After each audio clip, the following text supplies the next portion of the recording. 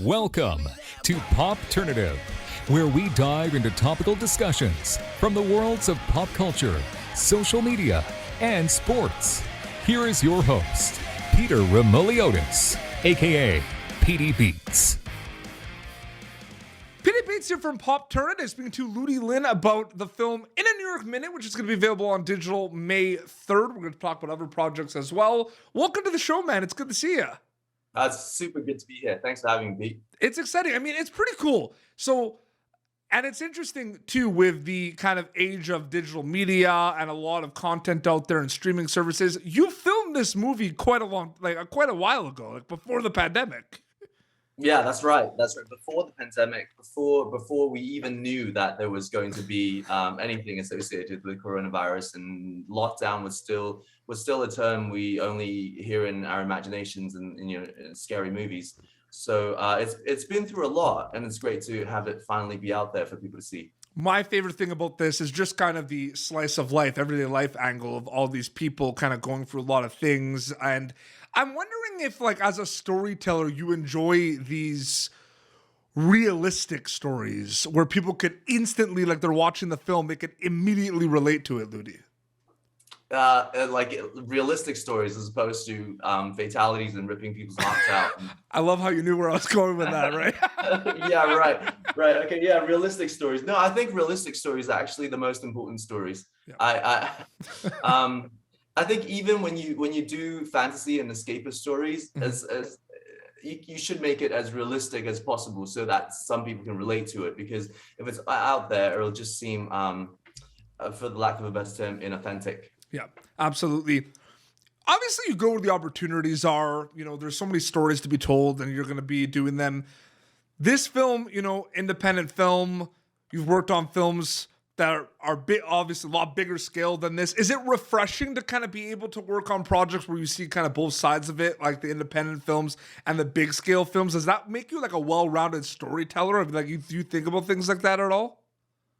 I think at the core of it, storytelling is the same. You're trying to tell a story to get a rise out of somebody. Yeah. Get either a reaction, make them relate to the story, like you said before, make them feel sad, have a giggle, have that little bit of warmth in your heart that you don't know where to place, and we call that love or nostalgia or whatever, right? So at the core of it, it's the same, but I definitely think that independent filmmaking, and especially supporting new filmmakers, are a very important part of what we should be doing. Yep.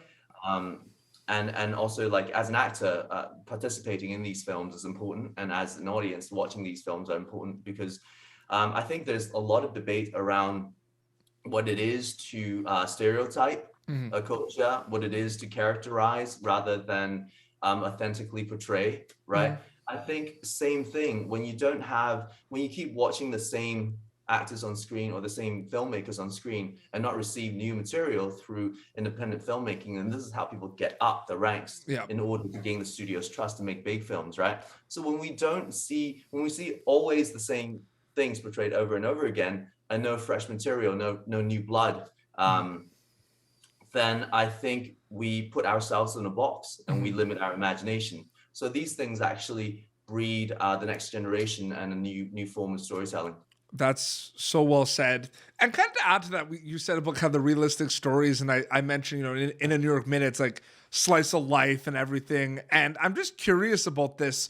Do you feel like that's kind of sometimes like why like sitcoms in the 90s and early 2000s were super popular too? Because, a lot of them like had to do with families, and a lot of them had to do with people just doing like going to everyday life and everything. Do you think like the slice of life component, which I think never like has always been around, do you think that is something appealing these days where people also want to kind of, see authentic kind of characters and everything? Like in this film, they see that as well. I'm just curious about that, like the slice of life component. Yeah. Let me ask you, do you feel like eavesdropping on somebody is appealing? Well, sometimes I find like the conversations between two people in a sitcom in a coffee shop is appealing. So thank you for bringing that up.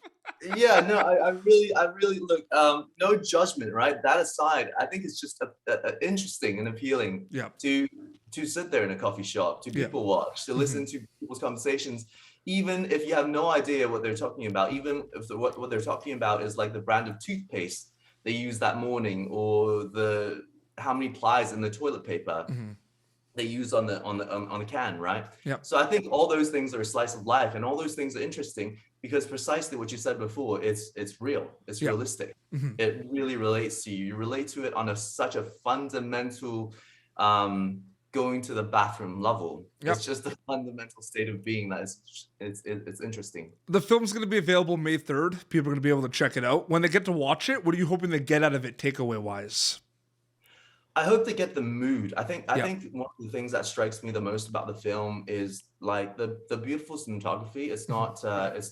It's very unique.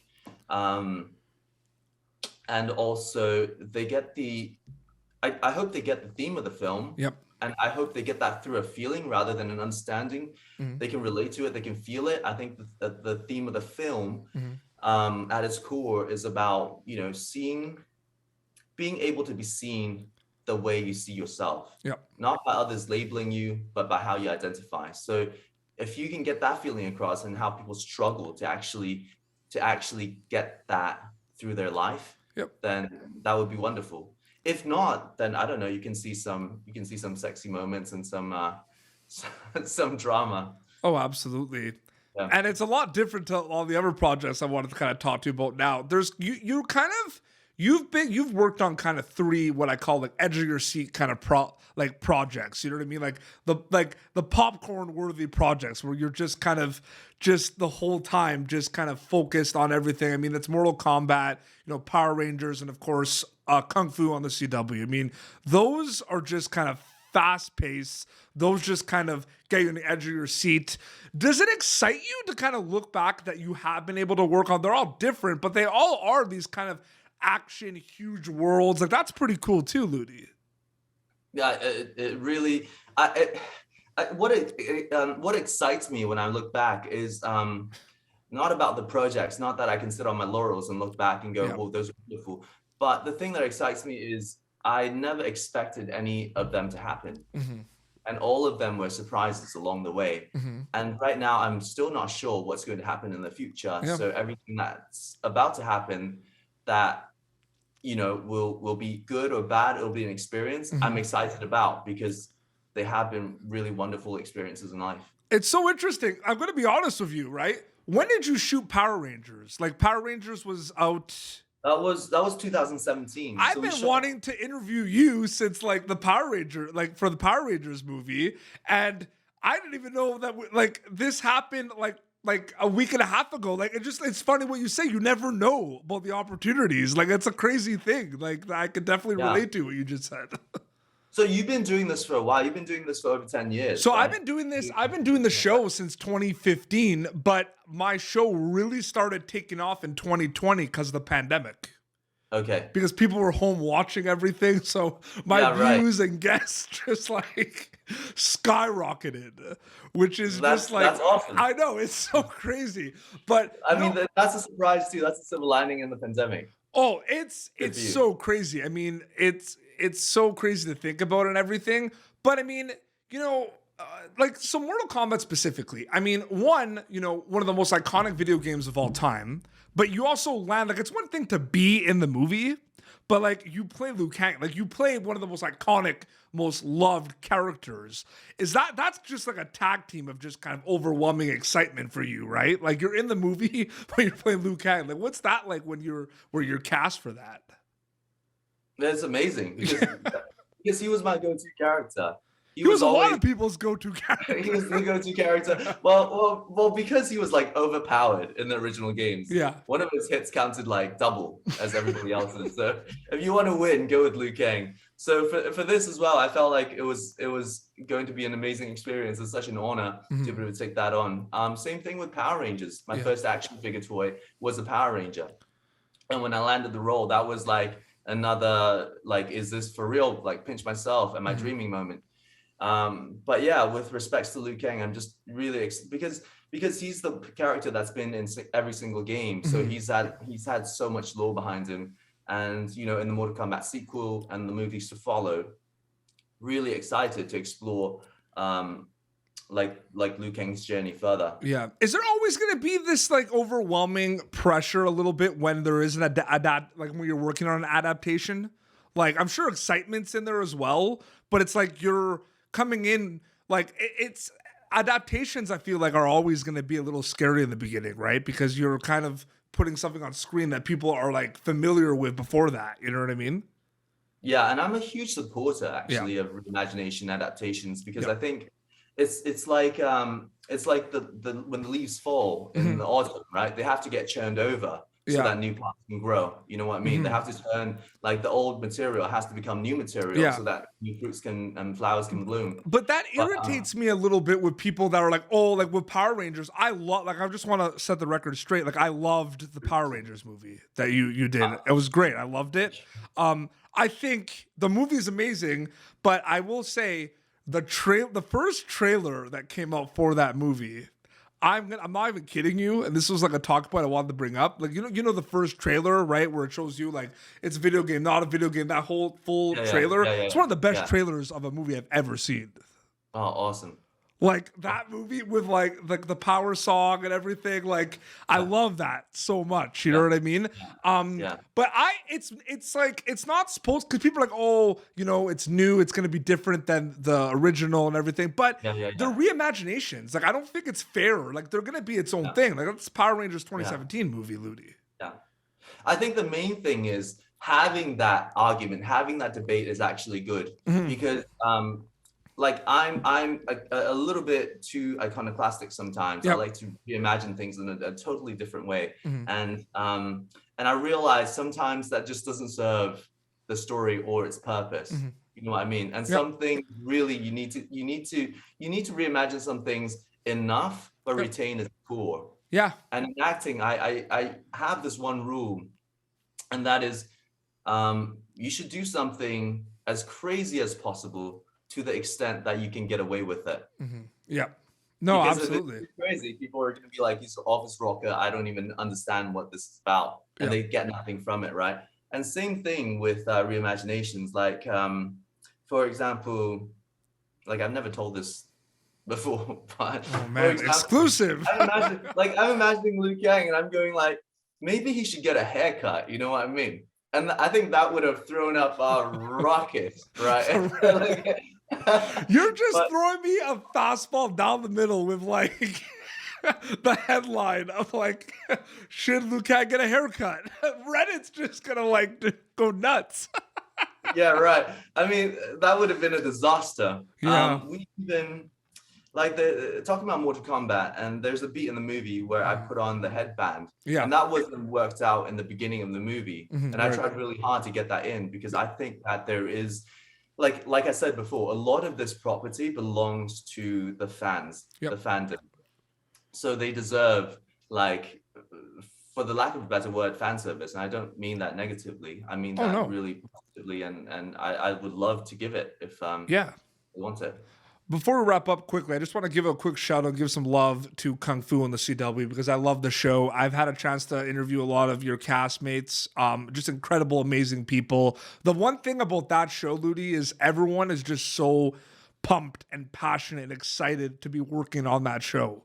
Like that's the coolest thing I get from speaking to all your castmates. Like everyone is just like so into and love the show, and I just love that as a collectively. What's that like working on that show, and what's that like kind of working with everyone on Kung Fu? Okay, I'll say one thing that is that I think might add something to the conversation. Right.